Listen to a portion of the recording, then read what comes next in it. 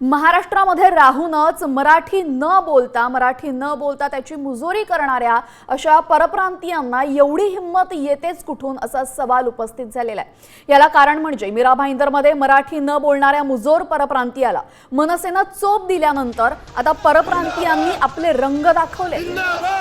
सर्व अमराठी व्यापाऱ्यांनी एकत्र येऊन मोर्चा काढलाय। मुळात महाराष्ट्राची राजधानी असलेल्या मुंबईमध्ये मराठी न बोलण्याची मुजोरी करून वरून आंदोलन करण्याची शिरजोरी करणाऱ्या परप्रांतीयांमध्ये एवढी हिंमत येतेच कुठून असा सवाल या निमित्तानं उपस्थित झालाय। मीरा भाईंदरमध्ये एका मुजोर व्यापाऱ्यानं मराठी न बोलण्याचा वक्तव्य केलं, त्यानंतर मनसैनिकांनी त्यांना चोप दिला आणि आता मराठी येत नाही हे छातीठोकपणे सांगून हे व्यापारी आंदोलन करतायत, मोर्चा काढतायत। त्यामुळे या मराठी न बोलणाऱ्या परप्रांतीयांमध्ये एवढी हिंमत येते कुठून असा सवाल उपस्थित होतोय।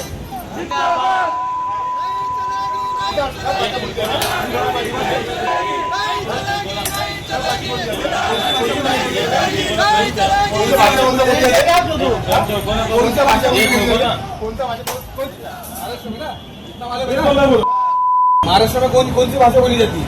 व्यापारियों के साथ में जो हिंदी भाषियों के साथ में जो हो रहा है वो बहुत ही गलत है और हम इससे ज्यादा हम सहन नहीं करेंगे। रोड पे उतरना पड़े, हमारा बिजनेस बंद करना पड़े, धरना देना पड़े, हम रोड जाम करेंगे, रेलवे पटरी जाम करेंगे, अगर कुछ भी करना पड़े हम हमारी रक्षा के लिए करेंगे। अगर हमारे भाई के ऊपर किसी के ऊपर अगर ऐसी आस आती है तो हम जो करना है वो करने के लिए तैयार हैं और सारे हम एकत्रित होंगे। जो महाराष्ट्र के व्यापारी है, बॉम्बे के व्यापारी है, हमको सब साथ देने के लिए तैयार है। हमारे हिंदी भाषी जो भी है यहाँ पर, उत्तर भारतीय हो, राजस्थान हो, गुजरात हो, हमारे साथ में है और ऐसा काम के लिए हम जो भी करना है उनके लिए हम तैयार हैं। दरम्यान जर मराठीचा अपमान केला तर कानाखालीच पडेल असा इशारा मनसेच्या संदीप देशपांडेंनी दिलाय। परप्रांतीयांच्या विरोधात मनसे आक्रमक झाली असून मराठीचा अपमान सहन केला जाणार नाही असा इशारा परप्रांतीयांना मनसेने दिलेला आहे। आम्ही भीक घालत नाही। मराठीचा अपमान करण्याचा प्रयत्न केला तर कानाखालीच पडेल। त्या माणसाचा त्या व्हिडिओमधला ॲटिट्यूड कळल्यावर कळेल त्यांनी आमच्या लोकांना काय उत्तरं दिली आहेत आणि का रागाच्या भरात आमच्या लोकांनी त्याच्यावर हात उचललाय। आमच्या लोकांनी हात उचलायचं समर्थन नाही, परंतु ज्या पद्धतीचं त्याचं ॲटिट्यूड होतं ना, तिथे आपल्यामधलं कोणी असतं ना मराठी माणूस, तर त्याने पण त्याच्याबद्दल तेच केलं असतं। दरम्यान आता या प्रकरणी आदित्य ठाकरेंची प्रतिक्रिया समोर येते। मीरा रोड प्रकरणी मराठी अमराठी वाद नाही, आदित्य ठाकरेंनी मनसेची बाजू घेतली आहे। प्रत्येक राज्यामध्ये मातृभाषेचा अभिमान राखलाच गेला पाहिजे असं आदित्य म्हणतायत। मराठी अमराठीचा वाद नाहीये आणि मी हे पहिलं पण स्पष्ट केलेलं आहे की आमची स्पष्टपणे भूमिका हीच आहे की अनेक लोक आज पण महाराष्ट्रात येतात जे काल परवाकडे आले आहेत, 6 महिन्यापूर्वी आलेले आहेत, ज्यांना मराठी भाषा येत नसेल, त्याच्या विरुद्ध काही भूमिका नाहीये। पण हिंदी सक्तीच्या विरोधात आम्ही लढत आहोत आणि त्याच्या विरोधात आम्ही लढत राहू। मराठीचा अभिमान आणि प्रत्येक राज्यामध्ये त्या मातृभाषेचा अभिमान स्वाभिमान राखला गेलाच पाहिजे। दरम्यान मनसे नेते राज ठाकरे यांच्याबद्दल अपशब्द लिहिणाऱ्या केदार सोमणला पुणे पोलिसांनी ताब्यात घेतलेले। केदार सोमण हा पुण्यातील वनाज भागातील रहिवासी, तर त्याची पोस्ट पाहून पुण्यातील मनसैनिक आक्रमक झाले होते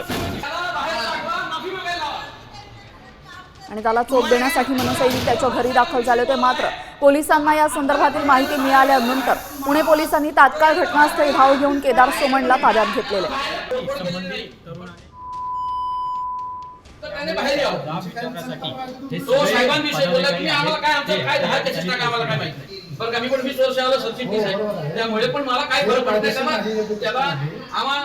आणि आता बातमी ठाण्यातून। ठाणे स्थानक परिसरातील एका मोबाईल स्टोअरमध्ये एका ग्राहकाला दुकानातील परप्रांतीय कामगारांकडून बेदम मारहाण झाली होती।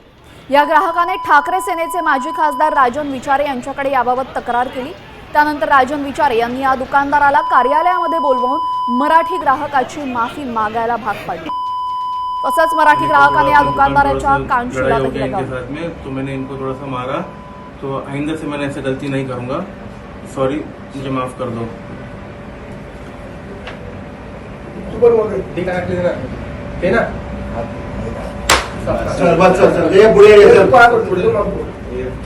पुढे तू बोल, पहिले तो नाव नाव सूर्य बोलतो तसं वैसे बोल।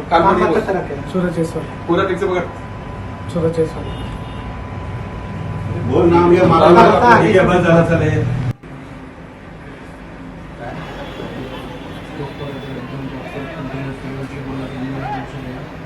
नहीं मराठी में बोल, मराठी को मारा ना, मराठी बोल, मराठी येतं ना. बोल छोटका मोटका बोल. आणि यानंतर बातमी पाहूयात मनसे संदर्भातली. मनसे नेत्यांची राज ठाकरेंच्या शिवतीर्थ या निवासस्थानी बैठक झाली. 5 जुलैच्या वरळी येथे होणाऱ्या विजयी मेळाव्याच्या संदर्भात बैठकीमध्ये चर्चा झालेली आहे. या बैठकीसाठी मनसेचे नितीन सरदेसाई, बाळा नांदगावकर, अविनाश अभ्यंकर, संदीप देशपांडे उपस्थित होते.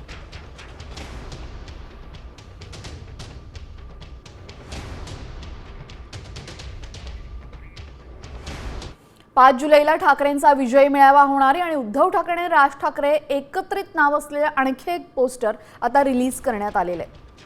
5 जुलैच्या विजयी मेळाव्यासाठी ठाकरे सेना आणि मनसैनिक दोन्ही बाजूंनी तयारी सुरू झालेली आहे. आवाज ठाकरेंचा असं म्हणत विजयी मेळाव्याचं आणखीन एक पोस्टर रिलीज झालेलं आहे.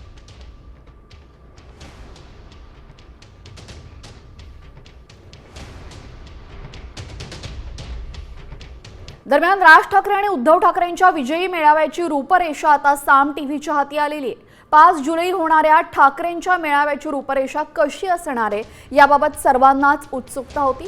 ती रूपरेषा आता जाहीर करण्यात आलेली आहे. शिवसेना ठाकरे गट आणि मनसे पक्षाकडनं या मेळाव्यासाठी संयुक्तपणे तयारी केली जाते. मुंबईतील वरळी डोममध्ये होणाऱ्या या मेळाव्यामध्ये सुमारे 8,000 लोकांच्या बसण्याची व्यवस्था करण्यात आलेली आहे. ठाकरेंच्या विजय मेळाव्याची रूपरेषा कशी असणार आहे आपण ग्राफिक्सच्या माध्यमातून पाहूया. तर व्यासपीठावर पक्षप्रमुख, सहभागी होणारे इतर पक्षांचे अध्यक्ष असतील.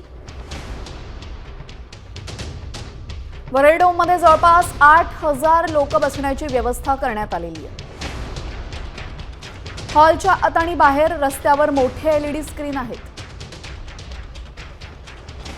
वरळी डोमच्या बेसमेंटमध्ये 800 गाड्यांची पार्किंग व्यवस्था असणार आहे. कोस्टल रोडच्या पुलाखाली बाईक पार्किंगची व्यवस्था असेल. महालक्ष्मी रेसकोर्सवर सुद्धा पार्किंगसाठी व्यवस्था करण्यात येणार आहे. दरम्यान आपण पाहतोय 5 जुलैच्या या विजय मेळाव्यासाठी दोन्ही बाजूंनी जोरदार तयारी सुरू आहे आणि यासाठी टीजर सुद्धा रिलीज करण्यात आलेलं आहे. दरम्यान या टीजरवर आता उदय सामंतांनी टोला लगावलाय. टीजरमुळे मतं वाढत नाही, उदय सामंतांचा मनसेला टोला. विजय मेळाव्यासाठी मनसेनं टीजर रिलीज केला होता आणि सावरकरांचा अपमान करणाऱ्यांसोबत युती होणार नसल्याचं सुद्धा मंत्री उदय सामंतांनी यावेळी स्पष्ट केलेलं आहे.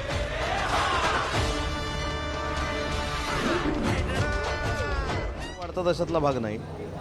शेवटी त्यांनी एखाद्या मुद्द्यावर एकत्र येण्यापेक्षा महायुतीमध्ये ज्यावेळी ते किंवा महाविकास आघाडीमध्ये एकत्र येतील त्यावेळी त्याच्यावर चांगल्या पद्धतीने अजून चर्चा करू.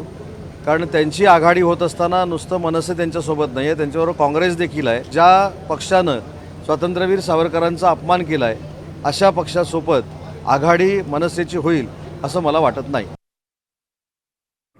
तर आपण पाहतोय एकीकडे हिंदी सक्तीवरनं राज्यामध्ये हा वाद रंगलेला आहे, तर दुसरीकडे आता इंग्रजी भाषेवरनं मंत्री सुधीर मुनगंटीवार यांनी सरकारलाच घरचा आहेर दिलाय. मराठी भाषेला अभिजात भाषेचा दर्जा दिला तरीही कामकाज पत्रिका इंग्रजीतच का असा सवाल मुनगंटीवारांनी सभागृहात विचारला.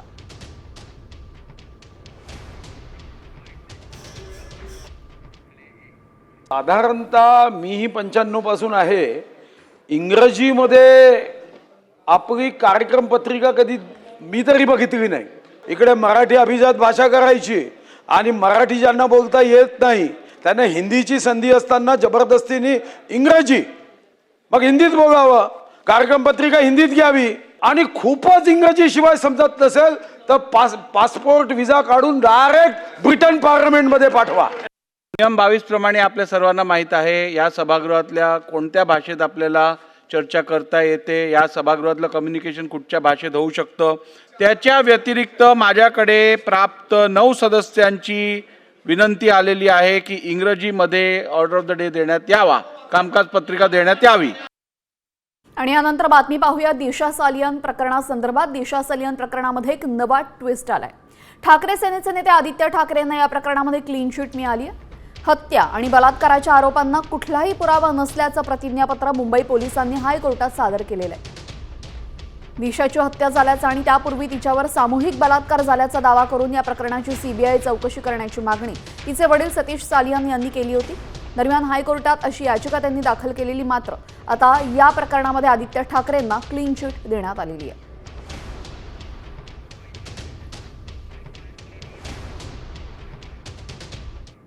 सोलह तारीख को हम कुछ वीडियो कोर्ट में दिखाने वाले, विटनेस क्या है क्या नहीं, कुछ चीज़ें वो भी 10% ही दिखाएंगे. बहुत कुछ है. वो जॉली एलएलबी में कैसा बोलता है ना कि उनके नाम डिस्क्लोज कर देंगे तो फिर ये गवाह जिंदा ही नहीं बचेंगे. फिर तो थोड़ी सी चीज़ें लेंगे, लेकिन जितने एविडेंस ऑन रिकॉर्ड है फांसी की सजा तक पहुंचाने के लिए सफिशियंट है, इतने लीगली. तर या प्रकरणी आता आदित्य ठाकरेंना क्लीन चिट मिळाल्यानंतर आता नितेश राणेंनी नाक घासून माफी मागावी अशी मागणी संजय राऊतांनी केली आहे. आदित्य ठाकरेंचे नेतृत्व खच्चीकरण करण्यासाठी षडयंत्र रचलं जात असल्याचा आरोप यावेळेस राऊतांनी केला असून दिशा सालियन प्रकरणामध्ये आरोप करणाऱ्या सर्वांनीच आता माफी मागावी अशी मागणी राऊत करतायत. शिवसेनेचे युवा नेते मंत्री म्हणून, नेते म्हणून उत्तम काम करतात. त्यांचं नेतृत्व खच्ची करण्यासाठी या सगळं षडयंत्र रचलं गेलं, त्यांना बदनाम करण्यात आलं.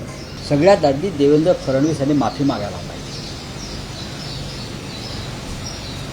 त्यानंतर तो कोणते नारायण राणेंचा एक मुलगा आहे बघा, मंत्री एवढा आहे बघा, तो काहीतरी बडबडत असतो नेपाळ्यासारखा, त्याने माफी मागायला पाहिजे. नाक घासून ज्या ज्या कोणी आरोप केलेत आणि बदनामी केली, प्रत्येकानं नैतिकतेच्या मुद्द्यावर माफी मागणं गरजेचं आहे. आणि आता बातमी आहे अजित पवारांसंदर्भातली. अजित पवारांवर टीका करताना हाकेंची जीभ घसरलेली आहे. लक्ष्मण हाकेंकडनं अजित पवारांना शिवीगाळ करण्यात आली आहे. अजित पवार हे महाज्योतीच्या मुलांना पैसे देत नसल्याचा आरोप यावेळेस हाकेंनी केला. मात्र हा आरोप करत असताना शिवराळ भाषेचा वापर यावेळेस लक्ष्मण हाकेंकडनं झालेला आहे.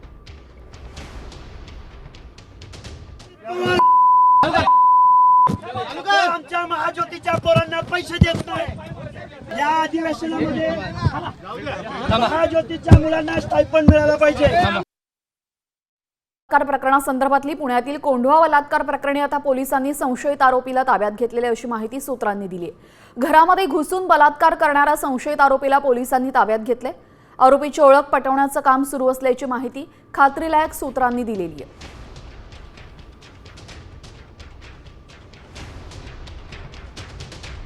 दरम्यान कोंढवा प्रकरणामध्ये पोलिसांनी तातडीने तपास सुरू केलेला आहे आणि असे प्रकार घडू नये म्हणून योग्य निर्णय घेतला जाईल अशी प्रतिक्रिया महिला आयोगाच्या अध्यक्षा रुपाली चाकणकर यांनी दिलेली आहे.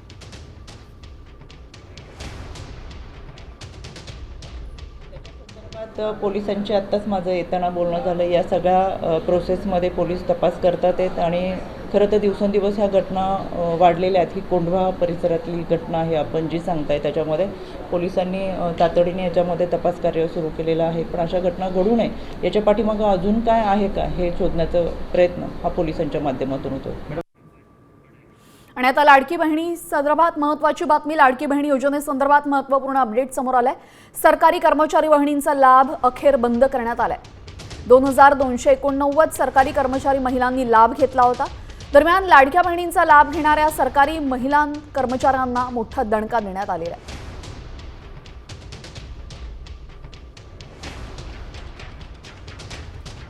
लाडकी बहिणी योजनेमध्ये अनेक लाडक्या बहिणी त्यांनी लाभ घेतलेला, मात्र त्या सरकारी नोकरीत रुजू होत्या आणि त्यामुळे या बहिणींचा लाभ अखेर बंद करण्यात आलेला आहे. आणि यानंतर बातम्या पाहूयात पावसासंदर्भातल्या. मुंबईपासून अगदी काही किलोमीटरवर असलेल्या वाड्यातील विद्यार्थ्यांचा जीवघेणा प्रवास समोर आलाय. या प्रवासाचं हे भयाण वास्तव, भयाण चित्र तुम्ही तुमच्या स्क्रीनवर पाहताय. वाडा तालुक्यातील नकारपाडा आणि जुगरेपाड्यातील विद्यार्थ्यांना दररोज पिंजाळ नदी पार करण्यासाठी बंधाऱ्याचा आधार घ्यावा लागतोय. जीव धोक्यात घालून विद्यार्थी शाळेत पोहोचतायत. दरम्यान सरकार या सर्व गोष्टींकडे, या मूलभूत सुविधांकडे कधी लक्ष देणार असा सवाल वाडा ग्रामस्थ उपस्थित करतायत. दररोज 18-20 असे जातो. आणि मग जाताना प्रवास कसा असतो? वाहन मिळते तुम्हाला? नाही, वाहन नाही, आम्ही बंधाऱ्यावरून जातो. पावसाला असला कर बंधाऱ्याला आम्ही जात नाही, मग आम्ही घरी राहतो. इकून जाताना 5 आणि तिकून येताना 5. एकूण मिळून 10 किलोमीटर. आमचे पाय खूप दुखतात, काटे पण राहतात आमच्या पायाला, आमचे पायाला चेपली पण नाही राहत. आमच्याकडे सरकारची मागणी आहे, आम्हाला पूल करून द्या, नाही तर बस द्या. तो या चिमुकल्यांचा हा जीवघेणा प्रवास 5-5 असे एकूण 10 किलोमीटर पायपीट या विद्यार्थ्यांना शाळेपर्यंत पोहोचण्यासाठी करावी लागते आणि त्यामध्ये हा नदीवरच्या बंधाऱ्यावरचा जीवघेणा प्रवास.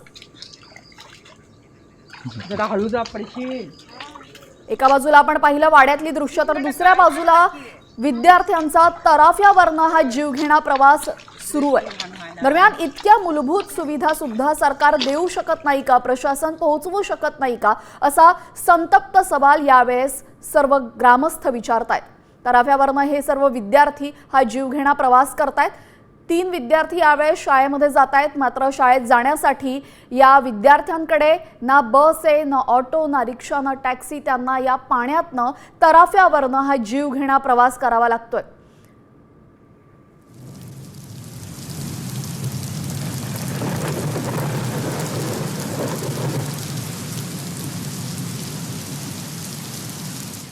गडचिरोली जिल्ह्यातील लाहेरीमध्ये गुंडेनूर नदीपात्रामधून नागरिकांनी जीवघेणा प्रवास सुरू केलेला आहे.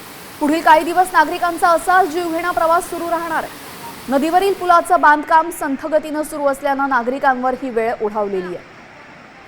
गडचिरोलीतली दृश्य तुम्ही पाहताय, पुलावरचं बांधकाम संथ गतीनं सुरू आहे आणि त्याचमुळे नागरिकांना एका ठिकाणून दुसऱ्या ठिकाणी जाण्यासाठी हा जीवघेणा प्रवास करावा लागतोय.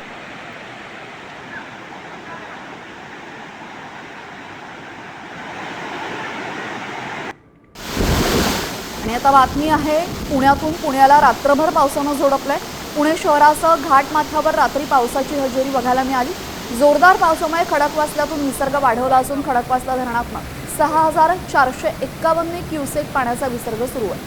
विसर्ग वाढवल्यामुळे भिडे पूल पाण्याखाली जाण्याची शक्यता आहे.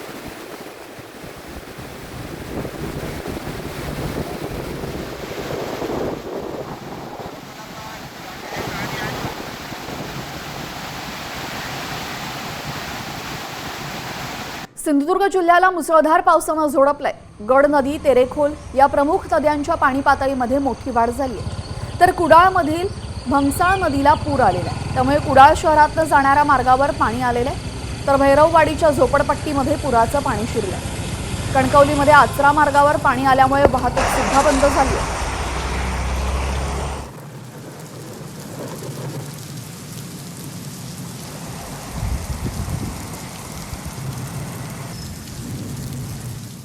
सिंधुदुर्ग जिल्ह्याला अनेक भागामध्ये रात्री मुसळधार पाऊस झाला.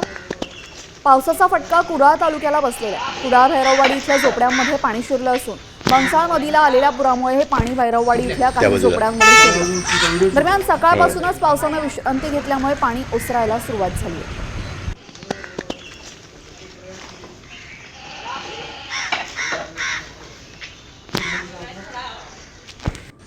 त्या बाजूला रायगडच्या महाडमधील नाणेमाची धबधब्यावर पर्यटकांचे जीवघेणे स्टंट बघायला मिळाले. 2 डोंगरांवर दोरखंड बांधून गिर्यारोहकांनी धबधब्याच्या पाण्यावर स्टंट केले. त्यामुळे ग्रामस्थांमध्ये संतापाचं वातावरण आहे. जीवघेणे स्टंट करणाऱ्या या पर्यटकावर कारवाईची मागणी ग्रामस्थ करत आहेत.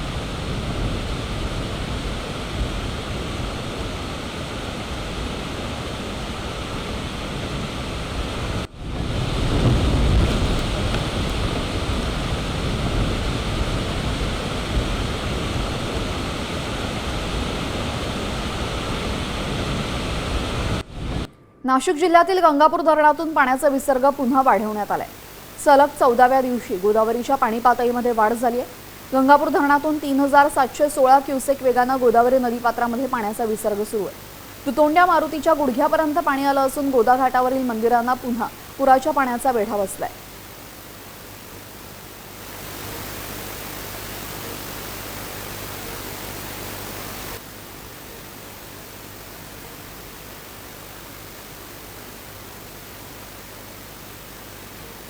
बातमी कोल्हापुरातून. कोल्हापूर जिल्ह्यातल्या बड्यावरची वाडी या गावामध्ये जाण्यास रस्ताच नाहीये.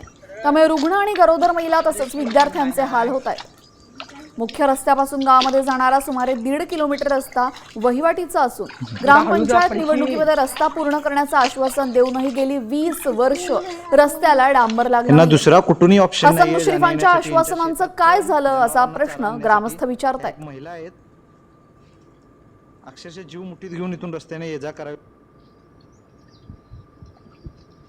आमच्या आजोबापासून इथे लोक वसाहत करत आहे आम्ही, आणि आम्हाला गावात येण्या जाण्यासाठी दळणवळण करण्यासाठी पर्यायी मार्ग नाही. व आमचा जो मार्ग आहे ते भरपूर चिखल होतो प्रमाणात. आजारी व्यक्तींना दवाखान्यात वेळेवर न नेल्याने जीवितहानी होण्याची शक्यता आहे. त्यामुळे आम्ही ग्रामपंचायत बडेचेवाडी, तहसीलदार गडिंग्लज, आमदार हसन मुश्रीफ साहेब यांना देखील रस्त्याची मागणीचे लेटर दिले होते. सरकारने लवकरात लवकर आमच्याकडे लक्ष द्यावे व आम्हाला रस्त्याची सोय करून द्यावी. आणि आता नंदुरबारमधून एक धक्कादायक बातमी. मेल्यानंतर सुद्धा आदिवासींच्या यातना काही संपत नाही. स्मशानभूमीमध्ये जाण्यासाठी पूल नाही, अन्य कोणताही मार्ग नसल्याने अंत्यसंस्कारासाठी नदीतून जीवघेणा प्रवास करावा लागला. नंदुरबारच्या अक्कलकुवा तालुक्यातील केलखाडी गावातील ही धक्कादायक परिस्थिती. या भयावह घटनेचा व्हिडिओ समोर आल्यानंतर संताप व्यक्त केला जातोय.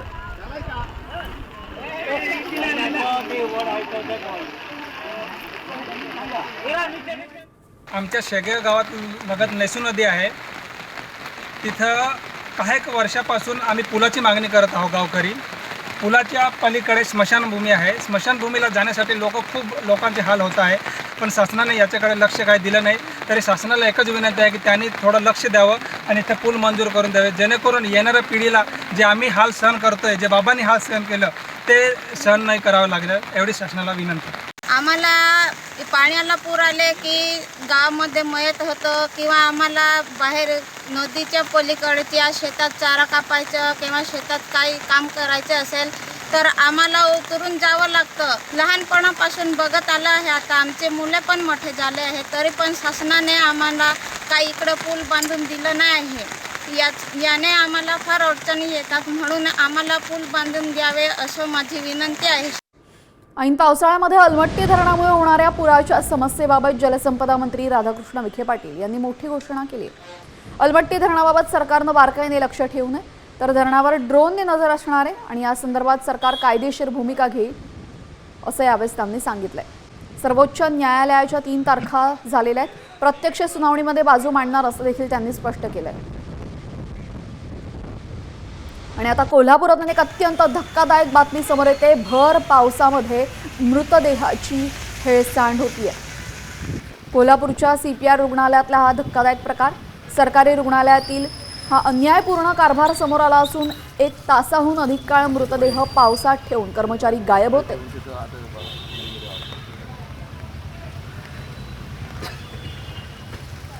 आणि यानंतर बातम्या पाहूयात वारी संदर्भातल्या.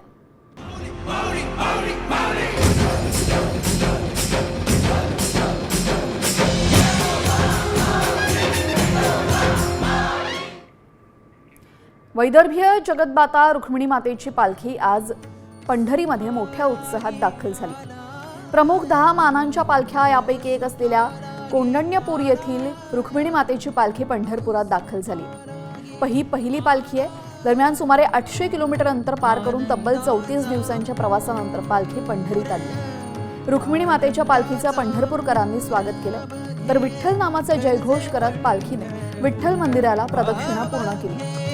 त्यानंतर ही पालखी मठात विसावली.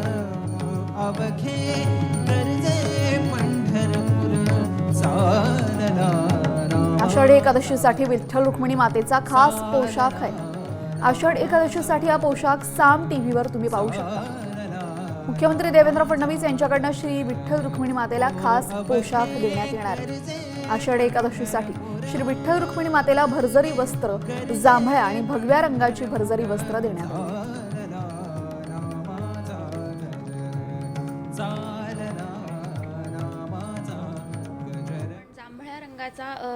जांभळ्या रंगाची साडी घेतली आहे आणि त्याला कॉन्ट्रास्ट असा भगव्या रंगाचा शेला घेतलेला आहे. ही साडी नऊवारी पूर्ण जरी विविंगची आहे. हिच्यावर पूर्ण पदरावर मोर आहेत. तिला सुंदर आपण लेस लावून घेतलेली आहे आणि तिचा शेला पूर्ण जरी विविंगचा आहे.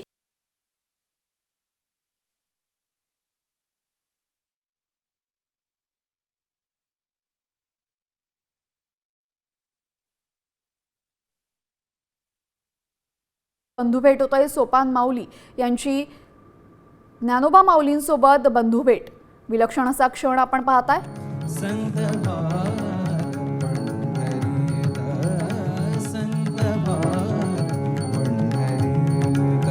सोपान काकांची ही पालखी आणि दुसऱ्या बाजूला ज्ञानोबा माऊलींची पालखी, अशा दोन पालखींची ही बंधुभेट.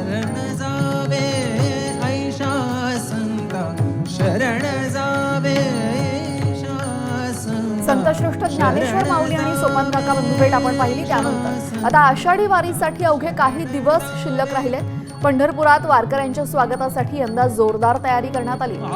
यंदाच्या वारीला प्रति कुंभमेळ्याचं स्वरूप देण्यात आलेलं आहे. वारकऱ्यांच्या स्वागतासाठी पंढरपूर शहरामध्ये प्रमुख मार्गावर विद्युत दिव्यांची आकर्षक रोषणाई करण्यात आली. दिव्यांच्या प्रकाशाने पंढरी नगरी न्हाऊन निघाली आहे.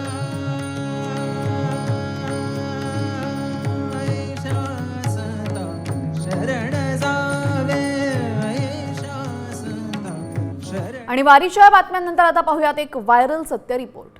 तब्बल 5000 वर्षांपूर्वी भगवान विष्णूची मूर्ती समुद्रात सापडली आहे. ही मूर्ती पाहण्यासाठी समुद्र किनाऱ्यावर भक्तांची अलोट गर्दी उसळली आहे. याचा एक व्हिडिओ आता व्हायरल होतोय. त्याची पडताळणी आम्ही केली आणि त्यावेळेस काय सत्य समोर आलंय पाहूयात या रिपोर्टमध्ये.